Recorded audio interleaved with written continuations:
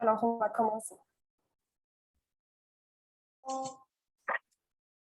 Okay, thank you for joining today's stakeholder meeting. This is our third meeting. Where I'm very glad that Dr. Sori joined us today with us from Mali. And thank you for joining and taking your time to speak with us.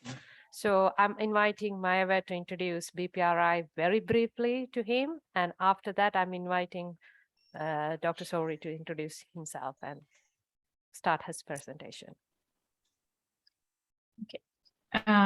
Donc, Monsieur Oumar, Tania veut vous remercier d'avoir rejoint ce meeting et elle est très contente que vous ayez pu nous rejoindre à ce troisième intervenant ou ce qu'on appelle en anglais stakeholder meeting pour le BPRI. La façon dont on envisionne cette réunion de se dérouler, c'est que je vais vous donner quelques informations sur le BPRI. Ensuite, on va pouvoir se présenter un peu tous les intervenants qui sont sur cet appel aujourd'hui. Et de ce qui me semble, c'est qu'ensuite, on vous donnera l'opportunité de faire votre présentation et on aura une discussion ouverte avec, en espérant vous nous dire en quoi le BPRI peut vous aider. Mais on va commencer d'abord avec quelques présentations du BPRI. Tanya, just to be sure, do you want first us to introduce ourselves or me to introduce the BPRI? Just introduce BPRI first, then let's introduce ourselves next.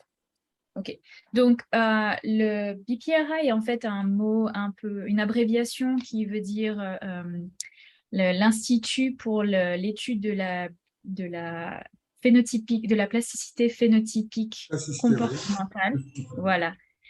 Et on a un focus qui est très axé sur les sauterelles criquets et notamment l'émergence de ces essaims et de la façon dont vous passez d'une phase solitaire à une phase grégaire avec ces grands essaims qui peuvent causer de gros dégâts, pardon. Et Odelia, please correct me anytime. Et donc, en fait, cet institut a été fondé en 2020. Il a été financé par l'Institut national de sciences et de la Fondation de sciences aux États-Unis. Donc, c'est l'institut qui vous permet d'avoir des bourses de recherche. Et donc, on est l'un des 4 premiers instituts de biologie intégrative. Et le but, c'est de joindre des chercheurs de plusieurs instituts ici aux États-Unis. Donc, on a des chercheurs qui viennent de l'Université du Texas d'agriculture et de mécanique. On a aussi des chercheurs qui viennent de l'Université d'Arizona, de l'Université de l'Illinois. On a aussi une école médicale donc qui est normalement spécialisée pour la recherche médicale sur l'humain et sur les cancers et qui s'appelle le Baylor College de médecine. Et enfin, on a un troisième acteur qui est l'Université de Washington, où Monsieur Barani le professeur Barani Rahman devait nous rejoindre. Donc, l'objectif premier de cet grand institut virtuel, c'est en fait si vous voulez, d'amener tous ces chercheurs avec des expertises très différentes, d'essayer de comprendre comment on a eu des innovations biologiques telles qui a fait qu'on a ces transitions entre phénotypiques, entre le solitaire et le grégaire. Et donc, leur objectif est de comprendre d'où vient cette plasticité phénotypique. Et pour cela, ils décident d'étudier cette plasticité phénotypique sous la génétique, la neurobiologie, comment les gènes se changent d'expression au cours du temps, mais aussi au niveau de l'écologie du terrain. Odelia, par exemple, elle fait partie de l'équipe qui travaille sur l'écologie du comportement, donc comment ces groupes se forment et quelle est l'origine mécanique derrière la formation de ces groupes. Et il y a aussi beaucoup de travail en termes de physiologie et de nutrition. Donc, si vous voulez, vous avez toutes les disciplines de biologie qui pouvaient être rassemblées ont été rassemblées pour pouvoir essayer de comprendre comment les locustes apparaissent et comment on a ces phénomènes qui émergent en fait. Odélia, quelque tu veux chose qui est peut-être... important de préciser, c'est que notamment le locus du désert, c'est vraiment une espèce qui est normalement pas autorisée aux États-Unis et nous, on a en fait le permis pour l'avoir ici, ce qui est assez rare. Donc, on a la chance en fait de pouvoir faire des expériences avec cette espèce, ce qui est pas le cas pour la majorité des instituts aux États-Unis. Oui, et tout à fait. Et Odélia amène un point que je n'ai pas précisé. Donc, on étudie la plasticité phénotypique, mais on a décidé, je ne sais pas si vous avez eu l'occasion d'aller sur notre site web, on a décidé de se calibrer sur 6 espèces en particulier. Donc, évidemment, le criquet pèlerin, puisque c'est l'une des espèces les plus importantes en termes de dégâts et de contrôle, parce que l'ultime but, c'est d'amener toutes ces recherches ensemble pour pouvoir contrôler de façon beaucoup plus efficace sur le terrain et éviter qu'il y ait ces essaims qui continuent à se propager. Donc, on étudie 3 espèces de locustes, qu'on appelle ça peut être soit considéré criquet ou sauterelle. Je m'excuse si la traduction n'est pas exactement la même, mais ce sont tous du même genre Schistocerca. Et donc, on a le criquet pèlerin. Ensuite, on a le criquet du Mexique, donc Schistocerca piscifrans. Et ensuite, on a le criquet d'Argentine, donc le Schistocerca cancellata. Et donc, ces 3 espèces montrent des niveaux de plasticité phénotypique qui sont très énormes. Mais on a aussi d'autres espèces qui présentent de la plasticité phénotypique, mais mieux à un niveau intermédiaire. Donc, on a Americana, qui est présente ici aux États-Unis, mais qui n'est pas considérée à faire des essaims aussi facilement. Et on a aussi une espèce de Floride qui est de Cubers. Et enfin, on a une autre espèce qui ne présente pas du tout de plasticité phénotypique. Lorsque vous les mettez en groupe, donc on l'appelle Schistocerca admitans, cette espèce ne présente pas du tout. Et donc, le but, c'est que l'on étudie l'ensemble de ces espèces dans une approche comparative pour pouvoir comprendre comment les locustes ou les sauterelles et les criquets forment des essaims. Delia, do you want to add something to it? I think what you said was perfect. C'était parfait, Maëva. Merci beaucoup. Yes. So Tanya, we introduced to Umar already, and we specify, of course, NSF, integrative biology, and the different species that we work on. Is that all right? Yes. Just need to confirm NSF is there. That's all. Yes. Sure. So, just brief introduction of me. So I'm Tanya Kosatte. I'm the education and also outreach coordinator for the BPRI activities, and I'm working with the all 5 institutions, kind of independent, but working as a mostly facilitator for the all event. And I think that is a brief about the role. In my training, my PhD in science communication and my master's and bachelor's from biotechnology. Alors, Tania vient de se présenter. Elle est la coordinatrice et l'organisatrice en fait du BPRI. Elle est basée en fait à Texas A&M University, ici au Texas. Elle a eu un doctorat en sciences communication. You said you had a Science PhD communication. en communication scientifique. And you said the other major? For the bachelor's and master, I did biotechnology. Et en biotechnologie pour son bachelor et son master. So, Maëva? Et elle a un rôle en fait de facilitatrice, c'est-à-dire que c'est elle en fait qui, s'il y a des conflits, s'il y a des inquiétudes ou en fait tout ce qui est de la coordination entre les différentes équipes ici dans la même université. Donc nous ici nous sommes les 3 basés au Texas, mais aussi également avec les autres universités comme Maëva l'a cité auparavant en Arizona, en Illinois, etc. So Odelia told Umar that you're responsible of coordinating also not only research and education, but also, make all these researchers talk to each other, yes. Helping them to talk to each other. OK. Donc, je vais me présenter. Donc, moi, je vous ai commencé à vous traduire, mais mon nom est Maëva Techer, donc je suis réunionnaise et je suis une des chercheurs associés postdoctorales ici à l'Institut de Texas A&M. Et donc, mon intérêt, c'est que je travaille avec les étudiants et avec 3 professeurs, professeur Ojon Song, professeur Greg Sword et professeur Spence Beamer. Et ils sont tous les 3 avec des experts mondiaux en Schistocerca et en locust. Et ils ont des approches très différentes. Donc, monsieur Beamer est intéressé professeur Beamer pardon, est intéressé en nutrition, professeur Sword est intéressé en comportement et professeur Song est intéressé en évolution et en génome. Donc, j'ai l'avantage de pouvoir prendre toutes leurs expertises et d'essayer de comprendre l'origine de cette plasticité phénotypique.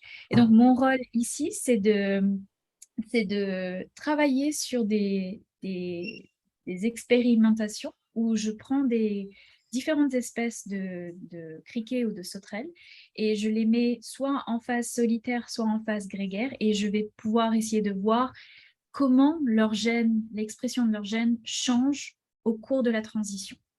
Et donc, j'implémente un peu, si vous voulez, j'intègre différentes disciplines pour pouvoir savoir quelle est l'origine génétique de cette transition.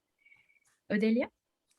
Donc, si jamais je vous ai mis dans la conversation, je vous ai mis le nom des 3 professeurs. Donc, moi, je m'appelle Odélia Mechti, je suis une étudiante en doctorat, 2e année, donc je viens de Suisse et d'Algérie. Je suis dans le laboratoire de Gregory Sword, donc comme Maëva l'a dit, je travaille sur le comportement en fait, des locustes. Donc, j'ai deux gros projets, on va dire deux gros bébés à moi, qui sont en fait de comparer 2 espèces, Schistocerca gregaria et Schistocerca americana. Donc, ma première expérience, c'est qu'en fait, je les mets dans une grande arène circulaire et en fait, j'enregistre pendant 6 heures de temps leur comportement et je regarde en fait s'ils commencent à faire des essaims, à marcher. Donc, je prends des nymphes donc, qui ne peuvent pas voler. Et je regarde en fait à différentes densités. Donc, si je mets 5 locus, si j'en mets 5, 10, 15, 25, jusqu'à 125. Et donc, je compare en fait ces 2 espèces, puisque comme Maëva l'a dit auparavant, Schistocerca americana en fait ne forme que très peu d'essaims. Sauf que dans mes vidéos, j'ai vu qu'en fait, apparemment, elles peuvent quand même en fait former ces bandes marchantes. Et ma deuxième expérience, c'est que je compare en fait les deux conditions d'élevage, donc si elles sont élevées séparées de tout contact avec leur con spécifique, et aussi les individus qui sont en fait grégaires, qui sont dans des cages avec entre 200 et 500 autres individus.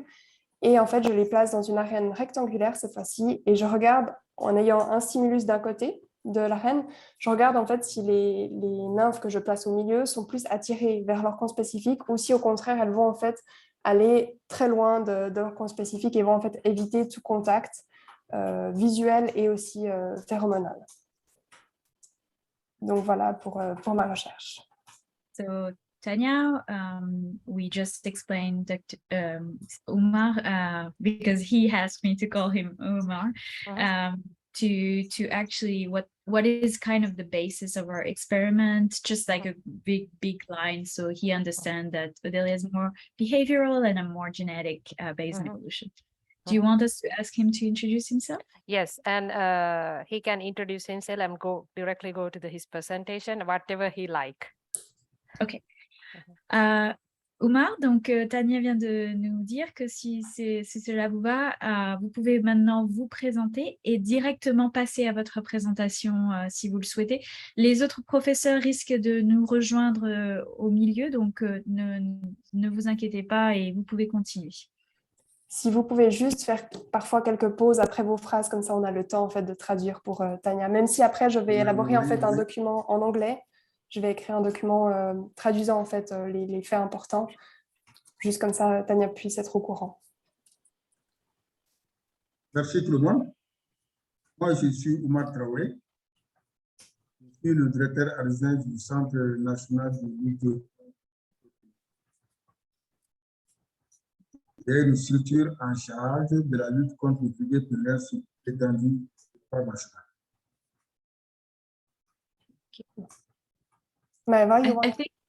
I think Oumar, votre micro ne marche pas très bien.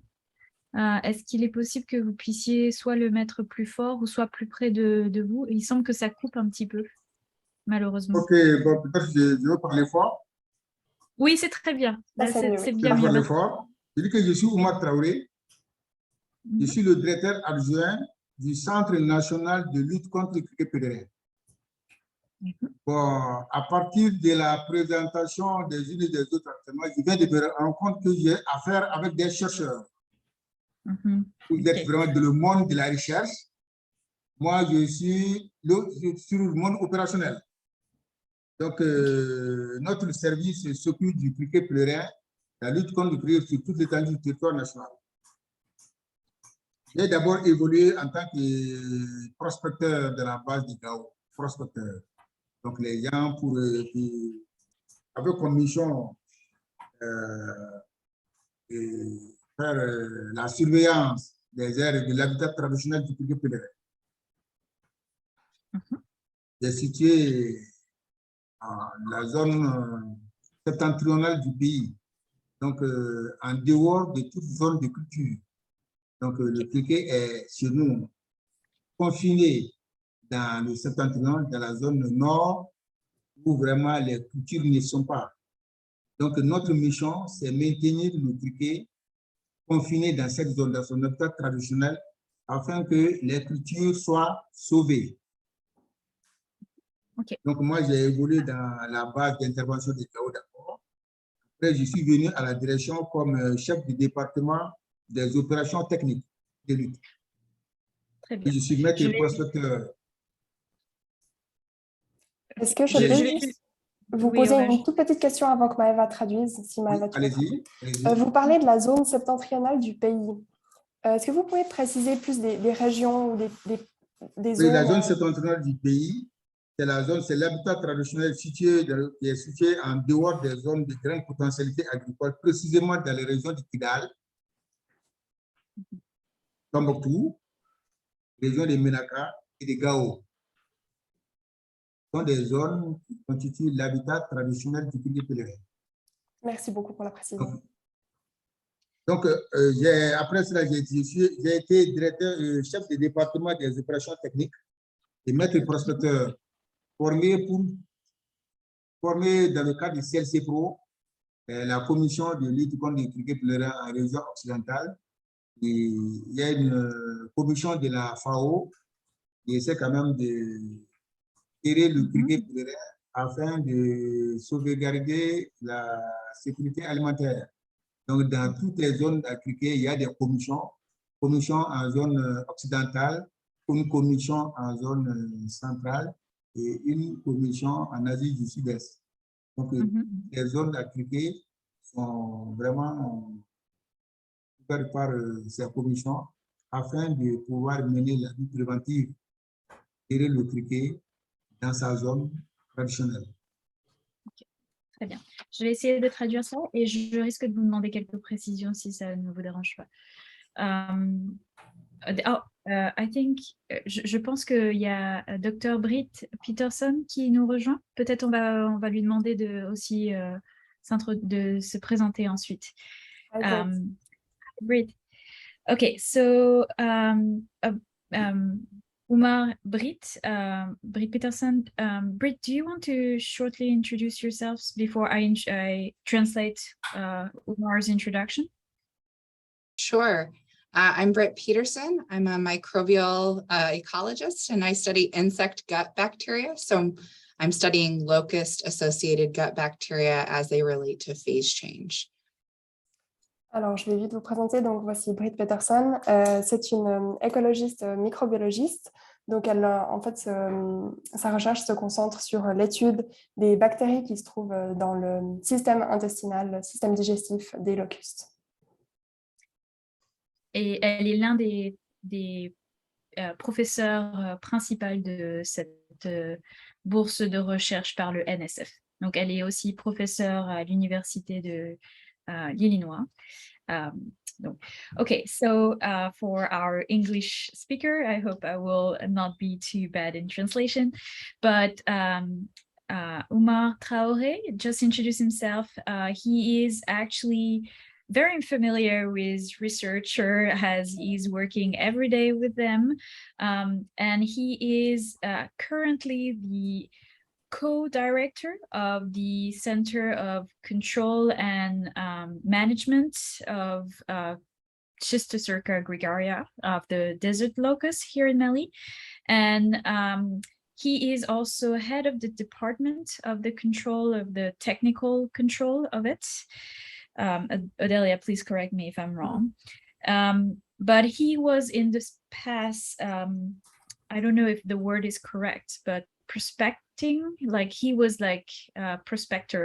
It's kind of technical support on the field that will be in charge of managing and surveying the areas, especially the crops place where it is actually the natural habitat of the desert locust.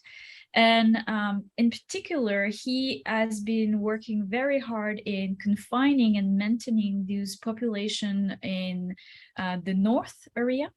Monsieur Oumar, c'est bien la zone nord que vous essayez de confiner les locaux, bien ça? Oui, je disais que j'ai été prospecteur de la base d'intervention du Gao. Cette base est dans la zone septentrionale du pays au nord, qui constitue l'habitat traditionnel du criquet pèlerin. Donc là-bas, notre mission était, cette base est constituée d'équipes de prospection et de traitement.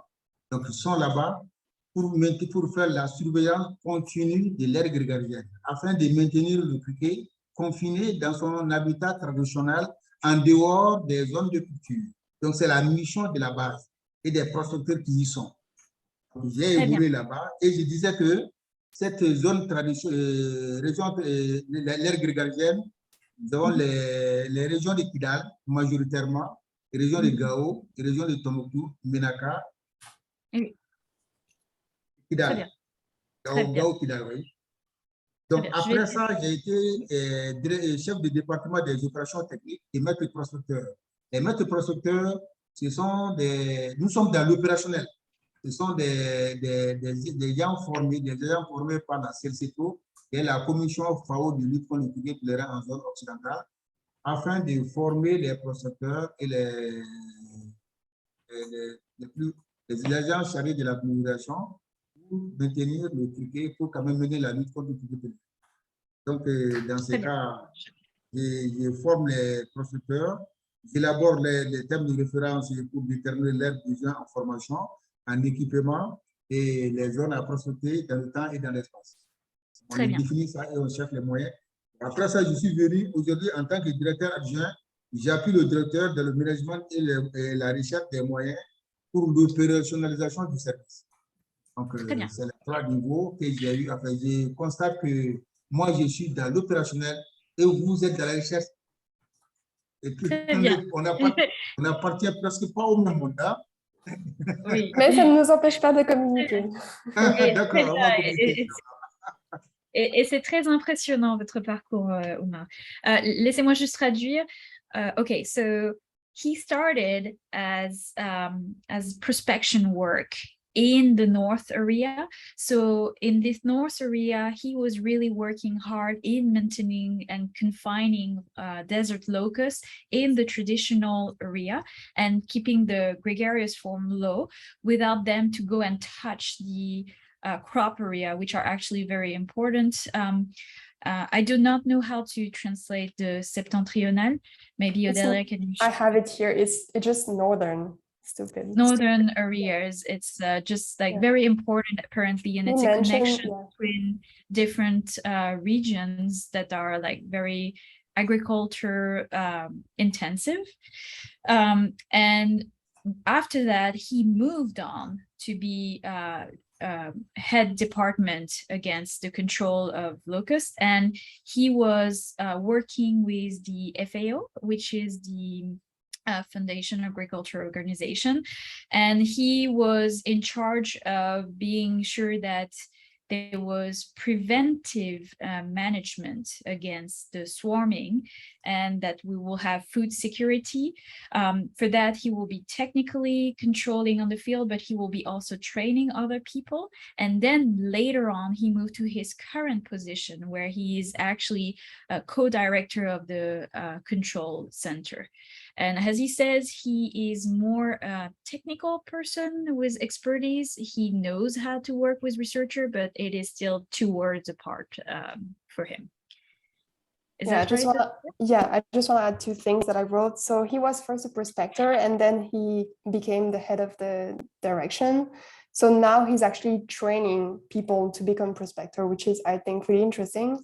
And then he also said that his work also applies to the eastern part of Africa and also to southeast of Asia. And at the end, we were laughing because he said that he is really on the field while we are more researcher. He's like doing operating stuff and we're a researcher. But then I laughed because I said, yeah, but we still communicate, and that's the point of today's meeting. Donc, Omar, nous avons traduit, mais excusez-nous d'avoir pris du temps. Notre français est un petit peu rouillé parce que cela fait longtemps que l'on reste à parler anglais tous les jours. Donc, si vous voulez, vous pouvez passer à votre présentation maintenant. So now we are going to Omar's presentation.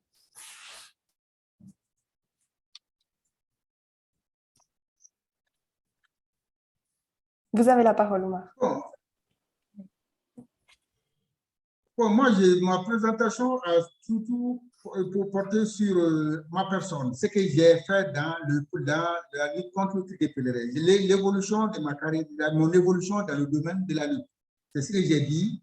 Aujourd'hui, je suis directeur adjoint, mais j'ai commencé d'abord par être prospecteur dans la zone d'intervention de notre service, qui est le septentrion du pays, où notre mission était quand même de mener une surveillance continue et l'air grégarisé. Et là, nous permettait de maintenir le criquet confiné dans son habitat traditionnel et sauver les zones de culture qui sont situées dans la partie sud du pays. Donc, j'ai évolué là-bas pendant un certain nombre d'années. La mission, c'était sortir, mener une prospection continue de l'air grégarisé. Donc, mener ce travail pendant un certain moment. Après, je suis venu à la direction comme chef du département des opérations techniques et maître formateur. Comme mission, la formation des équipes de produits, l'élaboration des termes de référence pour déterminer les besoins en équipement et la détermination des zones à traiter dans l'espace et dans le temps. Nous avons la zone estivale et une zone hivernale. Donc, la surveillance, ça ne se fait pas à un même moment. Donc, la répartition des équipes dans l'espace et dans le temps. Okay. Aujourd'hui, je suis le directeur du management des moyens pour l'opérationnalisation du service. Donc, à un certain niveau, on exprime les besoins. Donc, il faut chercher les équipes. Donc, comme je vous le disais, je suis dans l'opérationnel. Ok. Est-ce que je peux vous demander face à moi des chercheurs sur le comportement du cricket de façon générale, la plasticité du cricket, comment le cricket quitte le stade inoffensif isolé, solitaire, pour atteindre le stade grégaire. Donc, votre travail est majoritairement axé sur ces processus de changement. Donc, nous constatons le changement sur le terrain, mais l'étude approfondie sur le processus, ça, ce n'est pas mon domaine. Okay. Je viens de comprendre tout de suite. Très bien. Je vais juste vous demander encore, si ça ne vous dérange pas, que l'on fasse des plus ou moins sectionnés pour qu'on puisse traduire. Donc, vous préférez faire une présentation orale, c'est bien ça, hein? Donc, pas besoin de diapositives. On est d'accord? Que je puisse expliquer. Tania et Britt. Très bien. Odelia, please help me, okay? So, Umar said that what he thought about the presentation was actually already just an extension of what he says about himself, because he has such a, diverse training on the field, and he has kind of a big overview of different aspects of this control. His expertise is definitely being desert locust and how to maintain and be sure that the gregarious form doesn't swarm. and how he has trained with many people and being sure to train new people how to recognize this gregarious form. So I guess what we can do is probably ask him more details about every task he has done, every position, if it's all right with you. I think it would be interesting because you mentioned that he works in kind of a large area, right? Multiple countries. So I'm curious about efforts crossing borders and what kinds of additional barriers there are to tracking and preventing and monitoring across those different country lines. Alors, ok. La question de Brit, c'est en fait, elle est admirative en fait de votre travail puisque vous travaillez en fait sur une grande étendue en fait à travers plusieurs pays. Et en fait, elle se demande quels sont les challenges, quels sont les obstacles en fait que vous pouvez rencontrer, notamment par rapport aux frontières quand il s'agit de en fait traverser d'un pays à l'autre. Comment est-ce que la communication se fait? Quelles sont les barrières en fait liées aux frontières de chaque pays en ce qui concerne le Maëva, aide-moi pour traduire le monitoring et le tracking. Le maintien et la prévention, la lutte surveillance. préventive. La lutte préventive est menée dans chaque pays. Chaque pays mène la lutte à la limite de ses frontières. Mais il y a échange entre les pays. Nous avons des bulletins d'échange. Tous les pays, par exemple, la zone occidentale, la zone CELSEPO, la commission de lutte contre le criquet pèlerin comprend 10 pays. Les 10 pays, nous communiquons mensuellement. Et même si on est en situation de crise, en situation d'invasion, il y a des mémos, des notes techniques qui sont produites au mesure de l'évolution de la situation. Tous les pays sont au même niveau d'information. Chacun donne son information à tous les pays. La FAO chapeaute ça. Donc l'information est partagée entre les pays.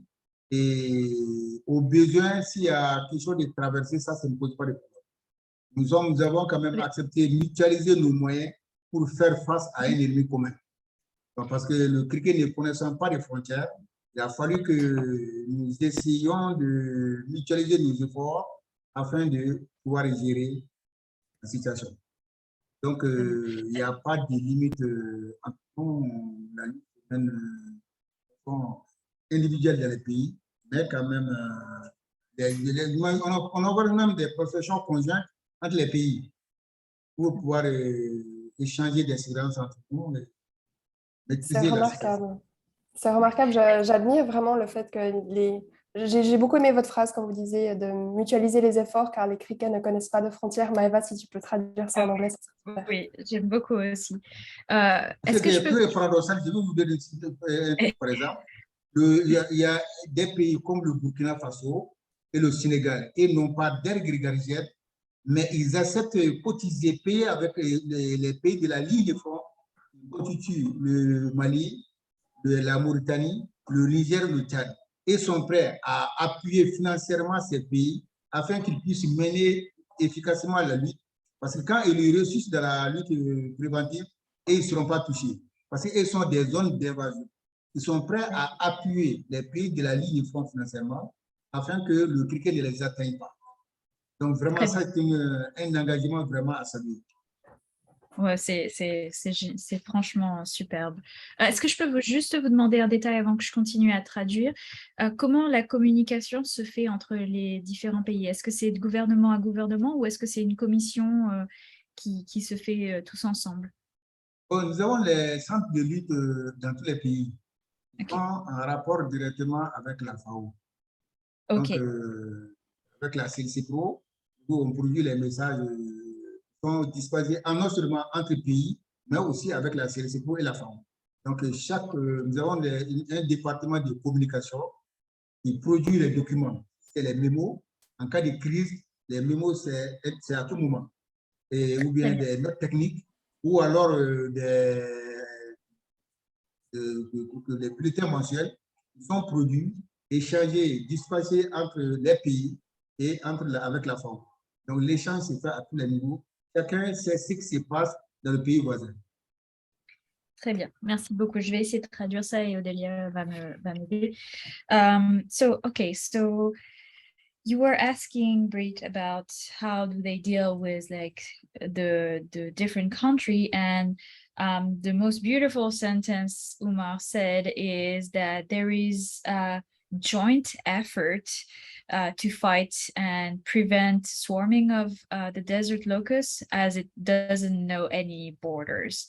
And so the way it is done, it's every single country has their own control and prevention management center.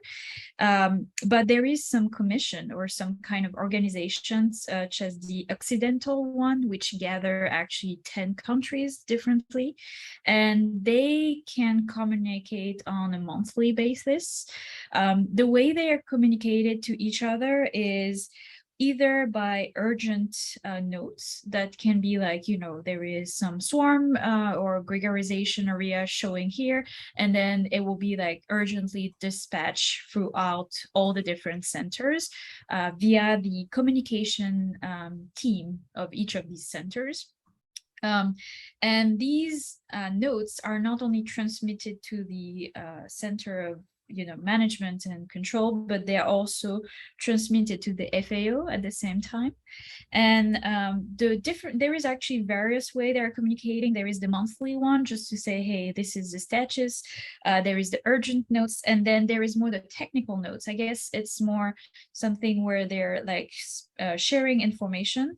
But what is very interesting is that this joint effort is really made so that all countries are accessing the same level of information.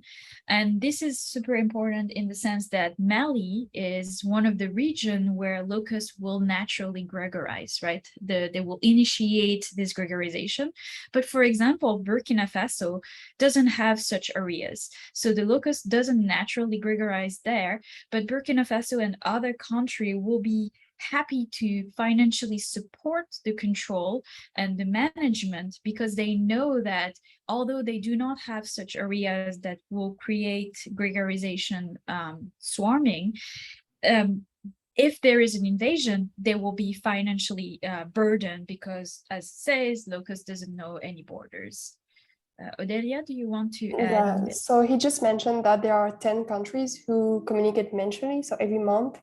And they're all at the same level. There is no distinction between a country that is more important than another.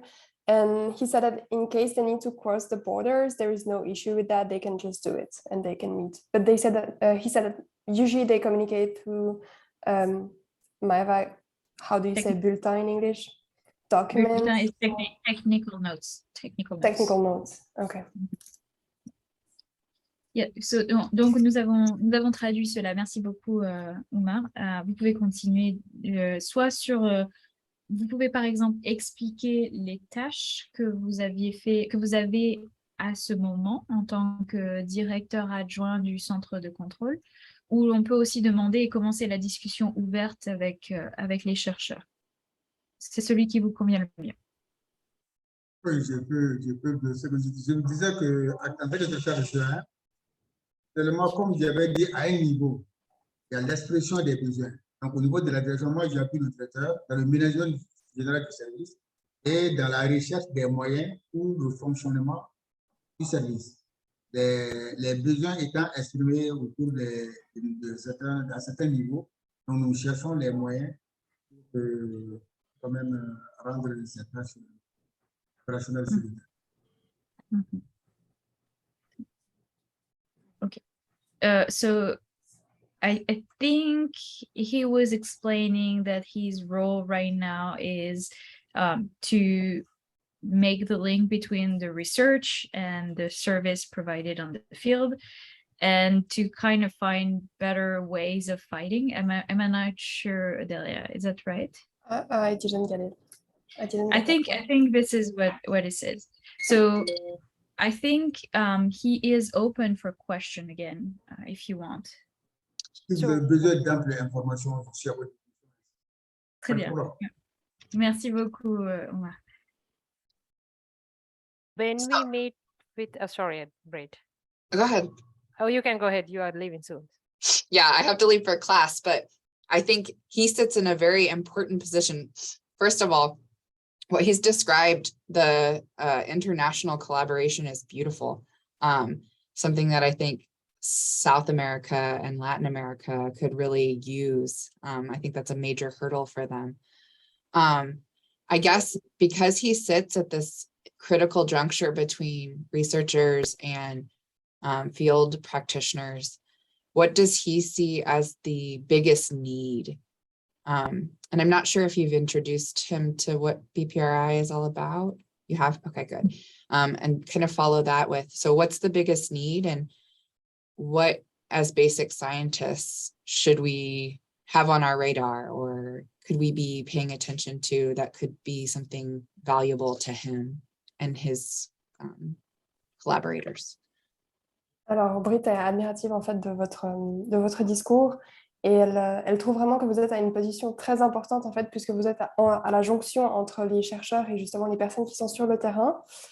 Et elle a beaucoup également aimé votre phrase du fait qu'en fait vous collaborez tous ensemble, et elle pense, et je pense que c'est partagé entre nous tous, qu'en fait l'Amérique du Nord et du Sud, on devrait en fait adopter cette mentalité et en fait vraiment tous travailler main dans la main. Donc, sa question, c'est, selon vous, quel est le besoin principal en fait, qui émerge en fait, ici? Qu'est-ce que vous auriez envie de nous faire passer comme message? Qu'est-ce que vous pensez que nous devrions, en tant que chercheurs, en fait, porter attention à quelque chose en particulier, ou avoir quelque chose dans notre radar? Sur quoi devons-nous focaliser notre énergie et notre attention?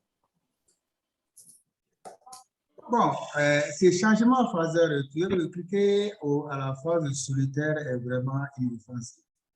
Ça ne dérange personne. Ben, si vraiment, à travers tout ce que j'ai compris dans la préoccupation de chacune de vous, c'est chercher à éviter que le criquet ne passe de la phase solitaire à la phase grégaire. Donc, quel est le processus qu'il faut découvrir pour vraiment bloquer ces processus? Donc, je trouve que c'est une très bonne chose, mais comment l'atteindre? Donc, vraiment, c'est un truc à encourager, avoir les moyens pour éviter que le criquet ne devienne grégaire. Donc, ça sera le souhait de tout le monde. On ne fait que vous encourager vraiment à mutiler vous-même la mutilation de vos moyens afin de vraiment trouver une solution à ça. Si on arrive quand même à trouver la raison de la plasticité du changement phasaire, le polyphénisme, quel est le processus qui est à la base de ça? Si on arrive à découvrir ça, je suis sûr qu'on pourra trouver la solution pour eux, pour le bloquer. Donc, on pourra encourager la recherche dans ce sens, afin que l'humanité puisse être sauvée compte tenu de la voracité de ces ravageurs. Okay, thank you so much, Umar. So I think basically what he says is one of our aim is aligning perfectly with what he needs. So his main important thing is there is still like darkness or like misunderstanding on how the solitary to the gregarious phase transition. And from his understanding, we are trying to achieve that with the different field of research we are integrating. And the ultimate aim for them will be definitely not only for them, but like for human population's sake, you know, it will be really to have a mean for this research to avoid this transition or to kind of control it, and how to do that. And if we could help it, help the field assistants, you know how to avoid this transition, but like make sure that they do not transition, and explain how we can make it happen. That's what they're finding extremely important. It sounds like our goals are perfectly aligned. Nos buts respectifs sont parfaitement alignés. Je veux ajouter quelque chose. Oui, Oui. allez-y. Ce qui m'a impressionné, je vous ai dit que nous, sur le terrain, nous avons mutualisé nos moyens pour faire face au criquet pèlerin. Mais à travers nos échanges, j'ai constaté qu'au niveau de la recherche aussi, des écologistes, des études de comportement, tout le monde, vous êtes associés aussi afin de pouvoir trouver une stratégie commune pour vraiment essayer quand même de bloquer ce processus. Je crois que vraiment à tous les niveaux,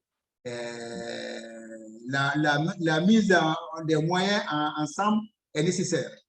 C'est ce que j'ai compris. À tous les niveaux, vraiment, c'est très nécessaire pour mener vraiment une lutte efficace contre le criquet pèlerin. Yes, tout à fait, tout à fait.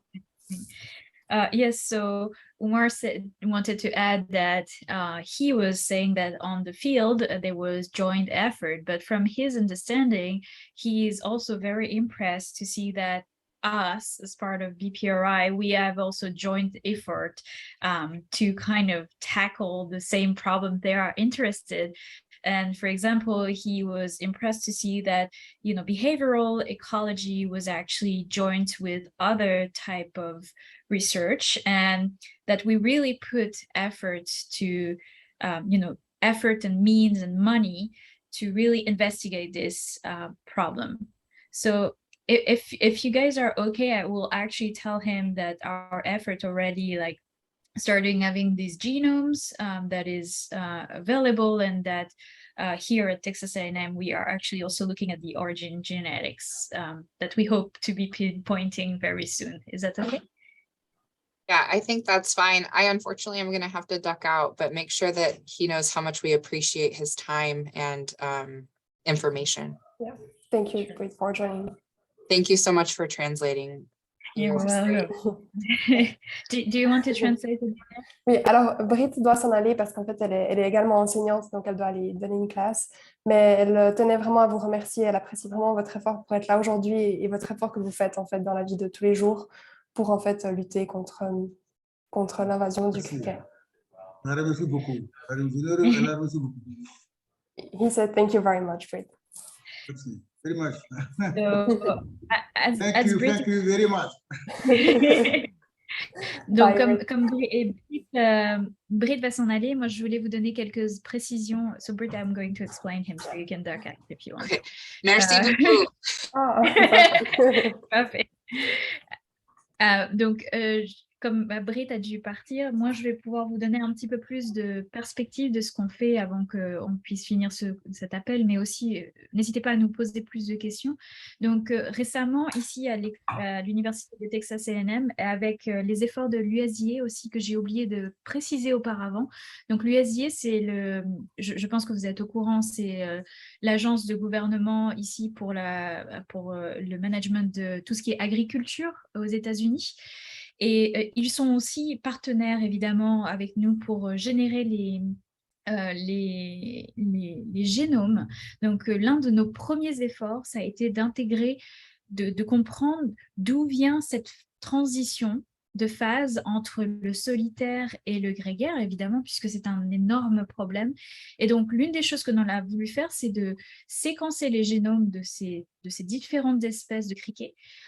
Et comme si vous vous rappelez, je vous ai dit au tout début, on a différentes espèces avec certaines qui ont une forte plasticité phénotypique, qui peuvent passer de solitaire à grégaire. Ensuite, on a des intermédiaires, on a des espèces qui n'ont pas du tout de plasticité. Et donc, notre but, c'est d'essayer, dans un premier temps, si l'on compare ces génomes, est-ce que l'on peut trouver des régions de ce génome qui seraient responsables de cette transition? Et donc, l'une des choses qui a été fantastique, c'est que le BPRI a des experts en génomique qui ont pu séquencer le génome de ces bestioles. Et si vous voulez savoir, c'est une prouesse technique dans le sens où le génome de ces criquets, la raison pour laquelle on n'a pas pu les étudier jusqu'à présent, c'est que l'avancée technique n'était pas là pour pouvoir le faire. Et notre équipe a enfin eu toutes les nouvelles technologies et a assembler l'effort de tous ces experts. Le génome d'un seul de ces criquets représente 3 fois ou 2 fois et demi le génome des humains. Et donc, c'est pour vous dire à quel point c'est énorme. Et on pense que dans cette grande taille de génome, il y a probablement quelques mystères qui sont associés à cette transition. Mais vous savez, les génomes ne sont pas la seule idée pour laquelle les criquets pourraient changer, puisque le fait qu'un frère ou une sœur criquet, s'ils ont été élevés séparément, soit en isolé ou soit en grégaire, ils vont changer de forme. Donc, cela veut dire que le génome n'est pas le seul responsable, mais qu'il y a aussi d'autres facteurs, comme vous le disiez, qui peuvent être environnementaux et qui vont transformer ces génomes. Donc, ma partie de mon travail, ici, en ce moment, je me focus sur le criquet pèlerin. Alors, l'espèce que l'on a vient de Mauritanie. Ce que l'on fait, c'est que on les élève dans une partie isolée où ils ne voient pas, ils ne sentent pas et ils sont complètement isolés de leurs frères et sœurs. Et dans une autre partie, on les a en colonie où ils sont à 500 ou 1000 individus. Et ensuite, ce que l'on fait, c'est que je veux essayer de comprendre avec mes collègues comment le génome change d'expression au cours du temps où l'on transfère. Vous savez, quand il y a la transition. Donc, ce que l'on fait, c'est que l'on prend des criquets qui sont en isolé et on les met en colonie, et on prend des individus qui ont été grégaires et on les met en isolation. Et notre but, c'est d'identifier les premiers changements dans le génome et de savoir quel est, si vous voulez, l'interrupteur de cette transition. Et ce que l'on espère, si vous voulez, à la fin, c'est pas seulement d'un côté académique et de comprendre comment cette plasticité phénotypique travaille, mais l'on veut pouvoir dire, OK, cette partie du génome et ce gène est important pour la transition. Peut-être que l'on peut créer, vous savez, des contrôles de lutte sur le terrain avec éventuellement dans le futur ce qu'on appelle de l'ARN d'interférence ou d'autres méthodes pour bloquer cette transition. Et ça, c'est la partie génétique. Mais Odélia, par exemple, elle peut vous parler de la partie comportementale et de leur esprit collectif. Alors, Vous voulez poser une question? Oui, bien sûr. Poser une question? Oui. Une question? allez-y. Oui, allez-y. Et vous savez, dans le temps avec Ivarov, Boris Ivarov, c'était le polymorphisme phasaire. Les nouvelles chercheurs nous ont dit que ça, j'ai compris que c'est une erreur, que le changement phasaire n'est pas lié au génome. C'est un changement phénotypique. C'est pas transmis, c'est pas porté par les gènes. C'est pas l'ADN de l'insecte qui porte des changements. C'est phénotypique.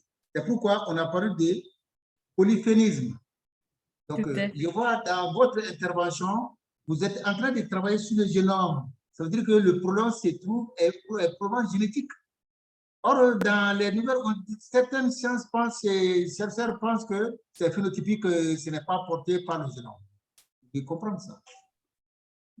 Oui, en effet, ce que l'on veut faire, c'est qu'on ne se base pas seulement sur le génome. On fait vraiment l'intersection de différentes recherches. Et donc, notre but, c'est de dire, le génome nous donne une information. Et comme vous dites, c'est tout à fait réel. Le génome est un, mais on a une autre unité qui est le transcriptome. Donc, le transcriptome, c'est la façon dont le génome va se faire traduire. Et ensuite, il y a aussi toute l'information qui est transmise de génération en génération et qui est l'épigénome. Mais tout ça, ce sont trois parties qui sont en interaction avec la nutrition, avec le comportement et avec d'autres facteurs. Donc, on m'a aussi... alors, juste Maëva, je me permets, je t'interromps. Oumar, je suis en train de traduire à Tania en fait dans le chat par écrit en anglais pour pouvoir gagner du temps. Oui. So Tania, I'm translating what he said on the chat so that we can gain time. Oui.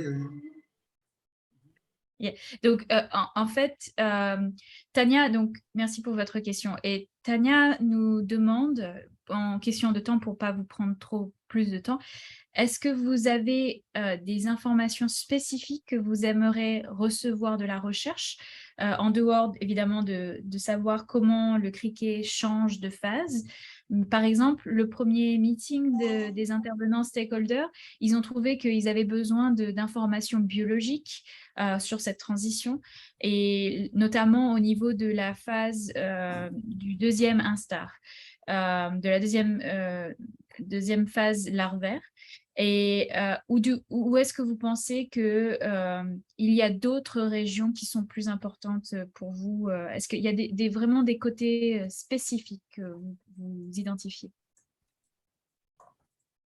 Bon, c'est nous qui sommes des opérationnels. L'essentiel pour nous, que le criquet puisse rester au stade solitaire. Il n'y a pas cette transformation phaseur. Donc, comment s'y prendre? C'est la recherche qui peut vraiment nous édifier par rapport à ça. Sinon, que depuis le stade larvaire, si les solutions peuvent être trouvées, que le processus puisse être bloqué, et parce que la phase ailée n'est pas facile à gérer. La lutte contre les ailés n'est pas facile. Nous focalisons notre intervention sur les larves. Il y a un processus quand même qui permet de ralentir, le développement, l'évolution des salles. Donc, tout ça, ce sont des moyens qui nous permettent quand même d'être efficaces. Donc, une fois la phase ailée, la lutte devient très difficile.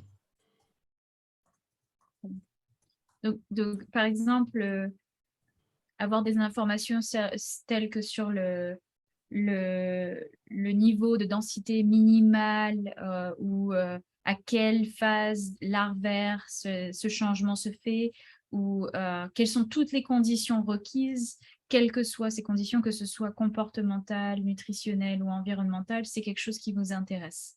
Oui, si je comprends. nous sommes le changement, on a dit que le changement est comportemental, c'est physiologique, biologique. Il y a des changements qui sont transmis et des changements qui viennent avec le temps. Il y a des changements immédiats et des changements quand même qui prennent du temps. Donc, s'il y a possibilité de les classer, pour le comportement quand même, dès que, comme vous faites là dans l'air, dès que les individus sont groupés, directement le changement comportemental, les individus ont envie d'être ensemble. Ça peut être déclenché rapidement. Si on peut quand même, la recherche pouvait essayer quand même de voir ça de très près, savoir que le changement phaseur commence par le comportement, jusqu'à tel niveau, et puis quand même de classer très bien les choses. Après le changement et comportement, peut-être le changement biologique, le changement biologique qui vient, des trucs comme ça, si on peut quand même les classer très bien, ça pourrait aussi nous édifier par rapport à nos formations. Dire qu'à ce stade-là, c'est le comportement qui vient d'abord, après c'est le changement physiologique, biologique. Si on pouvait quand même classer ça, c'est une bonne chose. Je vois, merci beaucoup. Tania, so I think you were asking about specifics. So his specifics is really like he's interested in the transition. It's the transition from the solitarius to the gregarious, and obviously they are more interested in the desert locust because this is a species they're like facing. But there is not so much details in terms of instar stage or anything. It's really like this transition, and what he would like to understand and how this would help on the field is what is triggered first. Is it behavior, or is there other aspect of the biology that they should survey? You know, is it maybe nutrition or habitat change, or like other biological parameters, mechanism that can explain how this switch. And so identifying the first mechanic point of this change in general is the most important, but Odelia can Adelia can. Yeah, I was actually translating, but I think he's really interested in the phase change. So when does that start? Like, how does it start in order to be able to classify each event? And it's really the switch that is important for them. Mm-hmm. The behavioral switch.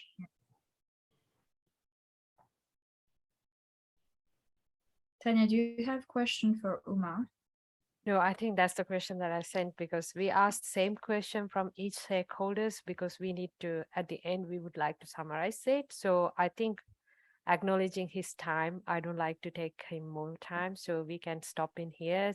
Please say thank to him and thank you very much for his time. And we will share the summary, and also we will share the recordings to the YouTube with our BPRI members. Alors, Tania tient vraiment à vous remercier. Elle ne veut pas vous prendre plus de temps. Elle est déjà très, très reconnaissante en fait que vous ayez pu nous accorder 1 heure et 5 minutes, si je suis précise. Donc, elle apprécie vraiment votre effort et elle m'a fait savoir en fait que la vidéo sera postée sur notre chaîne YouTube et qu'on va en fait écrire un rapport. Je pense, Maëva, on va aussi sûrement l'écrire en français. Donc, on fera une version française, une version anglaise qu'on mettra en fait à votre disposition. And also note that although we have few people join, so recording will be shared widely because of the schedule differences. It was hard for get to people into the meeting. Donc, comme Maëva l'a précisé au début, c'est notre 3e en fait rencontre avec des intervenants et on pose en fait d'habitude toujours les mêmes questions pour en fait avoir différents points de vue en fait de différentes organisations et je viens d'oublier la dernière partie. Et en fait, même si dans cet appel, nous sommes seulement 3 ou 4, en fait, cette vidéo va être transmise à chacun des professeurs, chacun des étudiants, et de sorte à s'ils ont des questions éventuellement supplémentaires, on sera ravis de vous les poser ou de vous nous rejoindre. Si vous avez d'autres questions, vraiment ce que l'on veut, c'est que cette réunion ne soit pas juste un appel une fois, mais qu'on puisse ouvrir la communication après et que si vous pensez, vous savez, après cette réunion, à d'autres questions que vous avez oublié de nous poser aujourd'hui, n'hésitez pas à nous écrire par email. On sera très ravis de vous aider de plus en plus. Oui, d'habitude, nous sommes plus de personnes sur cet appel, mais il y a certaines fêtes religieuses et certains conflits en fait au niveau de l'horaire. Donc vraiment, n'hésitez pas à nous écrire à Tania, Maëva et moi en français et on se chargera en fait de la traduction. On sera ravis d'entendre à nouveau de votre part. Merci pour la disponibilité. Merci à vous. Ce qui me dérange, moi, j'aurais bien voulu être avec mon directeur qui a travaillé sur le polyphonisme du Fraser. Il a travaillé sur ça. Si on était ensemble, ça allait pouvoir donner encore beaucoup plus d'informations. Donc, vraiment, j'ai senti que nous n'appartenons pas au même monde. Nous sommes dans l'opérationnel, moi je suis dans l'opérationnel, vous êtes la retraite, vous êtes dans les sexes poussés. Donc, on a quand même communiqué, je suis très ravi. Je suis vraiment content de ce que vous êtes en train de faire comme activité. Et vraiment, j'aimerais au besoin, comme vous le dites, je serais très enchanté. À tout moment, si j'ai des informations pour vous, et si vous avez besoin aussi de moi pour ce qui concerne le terrain, je suis vraiment disponible pour vous donner mon appui. Parce que ce que vous êtes en train de faire, c'est pour l'humanité. Si vous arriverez vraiment à trouver une solution à ces changements phasers, c'est le monde qui gagne. Vraiment, je vous encourage chacune dans ce qu'elle est en train de faire. Exactement, c'est réciproque. C'est réciproque, en effet. On a des tâches très différentes, mais on collabore pour en fait un bien commun. Enfin, oui. Je vais juste le dire à Tanya. Tanya, he was saying that he was really happy to explain us, and what we added on top is that, of course, like, you know, we will share this video with all the members, but we do not want this call to be the only link with him, and we invited him to send us information or requests, and if he forgets about other question today, maybe he can reach out to us. And he was saying that he will be very happy to do so.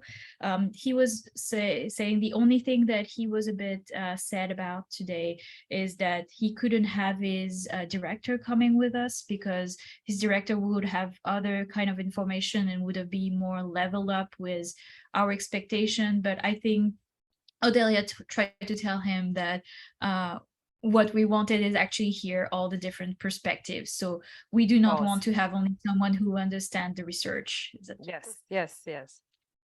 You did a wonderful job. Excellent. Donc, Omar, ce que l'on a dit à Tania, c'est qu'on comprend que vous soyez un petit peu triste que votre directeur ne soit pas là, mais nous, ce que l'on voulait, c'est on ne veut pas parler avec quelqu'un qui est juste en recherche. Ce que l'on veut, c'est vraiment avoir la perspective globale et des acteurs locaux qui sont dans la lutte du locus et de savoir comment nous, en tant que chercheurs, on peut répondre à vos besoins. Parce que c'est ce qui est important. Nous, la recherche, c'est pas juste pour avancer la connaissance mondiale, mais c'est pour aussi aider tous les jours sur le terrain. Donc, voilà. Je crois que le meeting arrive à sa fin. Oui. Donc, Tania, on va... No, shall we stop now? Is it okay? Yeah. Okay. Merci beaucoup, Thank you. Omar. Merci beaucoup, Omar. Merci bien, merci à tout le monde. Bon après-midi à vous. Merci. Au revoir. Merci bien. À la prochaine. À la À la prochaine. prochaine. Merci. À la prochaine. Hop.